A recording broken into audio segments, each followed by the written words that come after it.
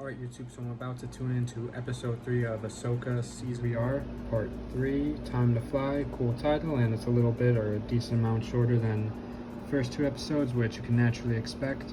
So let's watch and see my thoughts. So I finished episode 3, I'll say I really liked it. The series is definitely going in a great direction, and in the opening scene we see a lot of Ahsoka training her new apprentice, her Padawan-like character whose name I forgot, but she's in Rebels and is a Mandalorian, and it's super interesting combination, by the way, so it's definitely cool to see Ahsoka. Ahsoka is a very good teacher and has very insightful advice and words of wisdom when it comes to the Force and general training skills, and I look forward to seeing more and even learning more about the Force from her through this series. And both droids, whether it's Ahsoka or the General's droids, are both very funny characters. They have yet to have a scene on screen together, but definitely funny in their respective ways. And early on we see the Senate, or the Rebel Senate, on the ship, which is super interesting to see the General's desire to find and hunt down Thrawn, as we're believed he may still be alive, as well as Ezra may still be alive, because although I didn't watch Rebels all the way, I am familiar with his character and I did like him in the series when I watched it.